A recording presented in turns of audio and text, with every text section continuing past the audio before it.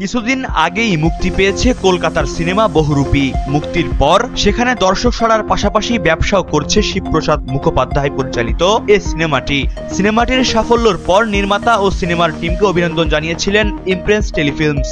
কলকাতার পর সিনেমাটি বাংলাদেশেও মুক্তির কথা ছিল, কিন্তু আপাতত সেটি আটকে রয়েছে। এই বিষয়টি সিনেমাটির প্রযোজনা সংস্থা উইন্ডোজ প্রোডাকশন বলছে এক দেশ থেকে আরেক দেশে মুক্তির বিষয়, তাই প্রক্রিয়াকরণের কিছু সমস্যার কারণে আটকে রয়েছে ছবিটির মুক্তি।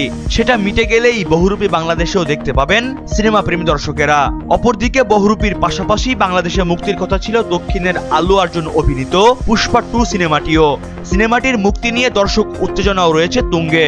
পুষ্পা 2 সিনেমাটি বাংলাদেশে আমদানি করার প্রক্রিয়া চালু রেখেছে অ্যাকশন কাট এন্টারটেইনমেন্ট। প্রতিষ্ঠানটির কর্ণধার অনন্য মামুন জানিয়েছিলেন, সিনেমাটি বাংলাদেশে মুক্তির প্রক্রিয়া চলছে। পুষ্পা 2 মুক্তির জন্য মন্ত্রণালয়ে আবেদন করা আছে। তারা অনুমতি দিলে তবেই আমরা মুক্তির বাকি প্রক্রিয়াগুলো সম্পূর্ণ করতে পারবো। উল্লেখ্য, গত রবিবার পাটনার গান্ধী ময়দানে এক বিশাল আয়োজনের মধ্যে দিয়ে পুষ্পা 2 ট্রেলার লঞ্চ হয়। সেদিন এই অনুষ্ঠানে আল্লু অর্জুন এবং রাশমিকা মান্দানাকে এক ঝলক দেখার জন্য বহু দূর থেকে এসে ভিড় জমিয়েছিলেন অগণিত ভক্তরা। গেল মাসে 8ই অক্টোবর কলকাতায় মুক্তি পায় বহুরূপী। এতে অভিনয় করেছেন আবির চট্টোপাধ্যায়, কৈশানী মুখোপাধ্যায়, রীতাভরী চক্রবর্তী প্রমুখ। এখন পর্যন্ত সিনেমাটি ভারতে 15 কোটির ব্যবসা করেছে।